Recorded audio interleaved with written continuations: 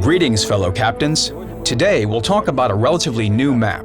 Estuary was added to the game with update 0.5.6, and it provoked many discussions. The presence of a multitude of small islands allows you to implement very interesting tactical solutions. Let's try and figure out how to win on this original map.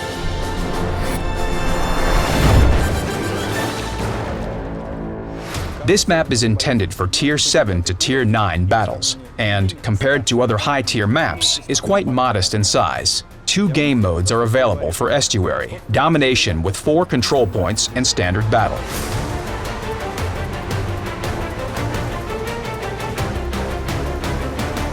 The enemy base is so close that even experienced captains can be confused when they play on this map for the first time. A rush attack around the central island in the beginning of a battle may end your voyage very quickly.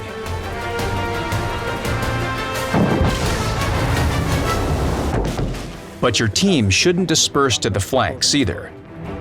The best tactic would be to leave behind a pair of cruisers with surveillance radar to protect the base, while the rest of the team attacks the flanks.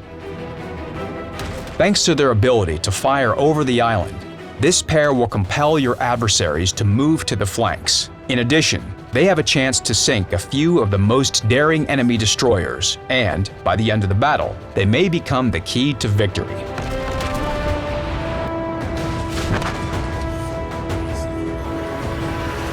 The left flank is a natural playground for maneuverable and quick-firing ships. The short engagement distance allows them to fully realize the potential of their main battery guns. And the islands at C2-D3 and G2-F3 provide good cover from the enemy team's shells. Destroyers with short-range torpedoes have the ability to get close enough for a guaranteed hit, while those with long-range torpedoes can send them through the straits between the islands.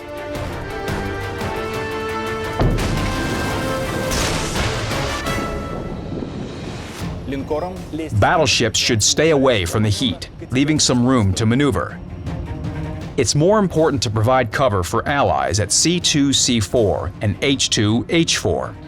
The situation is a bit different on the right flank. Small islands don't provide enough cover.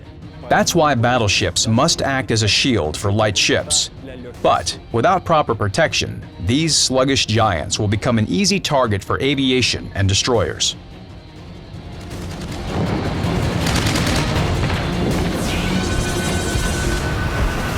Experienced aircraft carriers will follow the formation, hiding behind islands on the flanks, or staying in open water slightly away from the main Allied force. This way, they achieve the highest efficiency, while the free space will allow them to quickly withdraw if there's any danger. On the contrary, if you hide, you'll lose the ability to quickly retreat, and, if your allies are defeated on the flank, you have a high chance of becoming easy prey for the enemy team, and the aviation efficiency at this distance will be quite low. In the standard battle mode, if you were unable to quickly dominate a flank, it's wise to fall back and ask for assistance from the cruisers protecting the base. Your ability to fire through lines E and F along the central island will most likely be a surprise for the opponents breaking through the flank. But for your team, it may become the feather that tips the balance in your favor. If you manage to break through a flank, you should concentrate your further efforts on getting to the enemy base.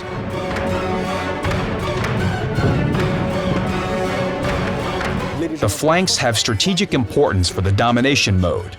The team that controls them often wins. If your team successfully captures flanks and points of interest, the cruisers protecting the base should rush to the enemy center. But only if they are not opposed by heavy enemy ships. If all goes well, this move guarantees victory.